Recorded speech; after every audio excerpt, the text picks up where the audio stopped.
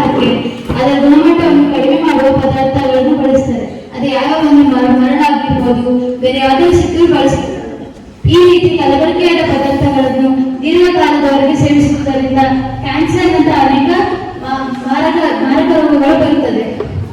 ಆಹಾರವನ್ನು ಯಾವಾಗ ಕಲಬೆರಕೆಯೆಂದು ಪರಿಗಣಿಸಬಹುದು. ಆಹಾರ ಗುಣಮಟ್ಟವನ್ನು ಕುಗ್ಗಿಸುವ ಅಪಾಯಕಾರಿಯಾದ ಪರಿವರ್ತಿಸುವ ವಸ್ತುವನ್ನು ಸೇರಿಸಿದಾಗ ಅಗ್ಗದ ಅಥವಾ ಕಡಿಮೆ ಗುಣಮಟ್ಟದ ವಸ್ತುಗಳನ್ನು ಬದಲಾಗಿ ಬಳಸುತ್ತದೆ. ಇವಾಗ ಆಹಾರದಲ್ಲಿ ಯಾವ ಬಳಸ್ತಾರೆ ಅಂದ್ರೆ ಅನ್ನಕ್ಕೆ ಪ್ಲಾಸ್ಟಿಕ್ ಅಂತ ಬಳಸ್ತಾರೆ, ಅಕ್ಕಿ ಪ್ಲಾಸ್ಟಿಕ್ ಬಳಸಬಹುದು. ಆಗ ಹಾನಿಕರ ಪದಾರ್ಥಗಳೊಂದಿಗೆ ಬಣ್ಣವನ್ನು ಕೂಡ ಬಳಸ್ತಾರೆ.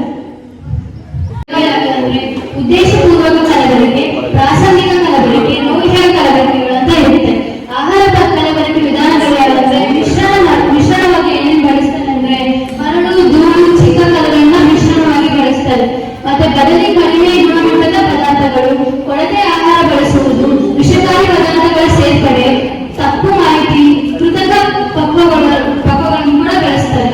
ಈಗ ಆಹಾರ ಕಲಬೆರಕೆಯನ್ನು ತಡೆಯುವ ಕ್ರಮಗಳು ಯಾವುದು ಅಂತ ನೋಡೋಣ. ಕಠಿಣ ಕಾನೂನು ಕ್ರಮ ಅಂದ್ರೆ ಆಹಾರ ಕಲಬೆರಕೆ ಕಾಯ್ದೆ ಅಂತ ಒಂದಿದೆ. ಆ ಕ್ರಮವನ್ನ ನೋಡ್ಕೊಂಡು ಆಹಾರ ಕಲಬೆರಕೆಯನ್ನು ಕಡಿಮೆ ಮಾಡ್ಕೋಬಹುದು. ಮತ್ತೆ ಗಾಢ ಬಣ್ಣದ ದಿನಸಿಗಳನ್ನು ಖರೀದಿಸಬಾರದು. ಮತ್ತು ಸೇವಿಸುವ ಮೊದಲು ಹಣ್ಣು, ತರಕಾರಿ ಮತ್ತು ನಾವೇನೇ ಹಣ್ಣು ತರಕಾರಿ ತಿನ್ಬೇಕು ಅಂದ್ರೆ ಫಸ್ಟ್ ಚೆನ್ನಾಗಿ ತೊಳ್ಕೊಂಡು ತಿನ್ಬೇಕಾಗುತ್ತೆ.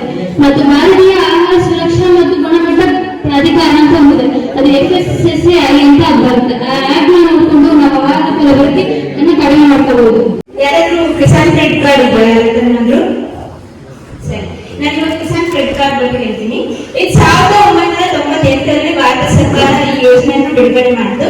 ಇದು ಮುಖ್ಯ ಉದ್ದೇಶ ಏನಪ್ಪಾ ಅಂದ್ರೆ ರೈತರಿಗೆ ಶೀಘ್ರವಾಗಿ ಮತ್ತು ಸುಲಭವಾಗಿ ಸಾಲವನ್ನು ಒದಗಿಸುವುದು.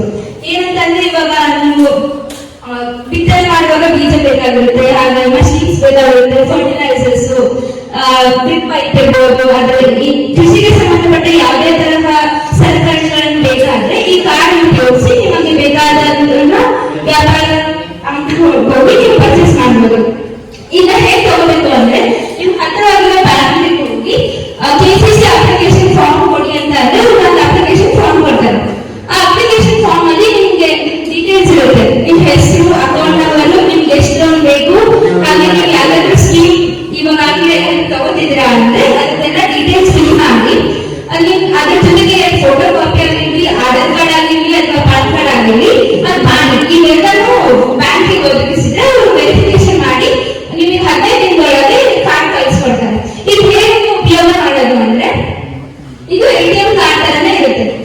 ಇದ್ರೊಳಗೆ ನಿಮ್ಮ ಹೆಸರು ಇರುತ್ತೆ, ಕಾರ್ಡ್ ನಂಬರ್ ಇರುತ್ತೆ, ನೀವು ATM ಗೆ ಪಿನ್ ಹೆಂಗ್ ಜನರೇಟ್ ಮಾಡ್ತೀರೋ ಹಾಗೆ ಈ ಕಾರ್ಡ್ಗೂ ಪಿನ್ ಜನರೇಟ್ ಮಾಡಬೇಕು. ಇದು 1 ರಿಂದ 5 ವರ್ಷ ತನಕ ವ್ಯಾಲಿಡಿಟಿ ಇರುತ್ತೆ. ಇದು 3 ಲಕ್ಷ ತನಕ ಇರುತ್ತೆ. 1 ರಿಂದ 5 ವರ್ಷ ಅಂದ್ರೆ ಈ 3 ಲಕ್ಷ ನೀವು 1 ರಿಂದ 5 ವರ್ಷದೊಳಗೆ ಯಾವಾಗಲೂ ಉಳಿಸ್ಕೋಬಹುದು. ಇದು ಬಡ್ಡಿ ಬಂದು 7% ಇರುತ್ತೆ. ಅದು ಡಿಪೆಂಡ್ಸ್ ಆನ್ ಬ್ಯಾಂಕ್.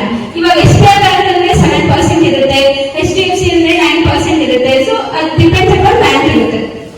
ನೀವು ಎಷ್ಟು ಬೇಗ ಸಾಲ ತೆಗಿಸ್ತೀರೋ 7% ಇದ್ದ ಬಡ್ಡಿ 2 to 4% ಕಮ್ಮಿ ಮಾಡ್ತಾರೆ. ಸೊ ಇದರಿಂದ ಏನು ಉಪಯೋಗ ಅಂತ ಅಂದ್ರೆ ನಿಮಗೆ ಸಾಲನೂ ಕಮ್ಮಿ ಸಿಗುತ್ತೆ, ಬಡ್ಡಿನೂ ಕಮ್ಮಿ ಸಿಗುತ್ತೆ, ಬೇಗ ನಿಮ್ಗೆ ಏನೇನ್ ಬೇಕು ಕೃಷಿ ಮಾಡಕ್ಕೆ ಅದೆಲ್ಲ ಬಳಸ್ಬೋದು, ಹಾಗೆ ಈಸಿಯಾಗಿ ಬಳಸ್ಬೋದು.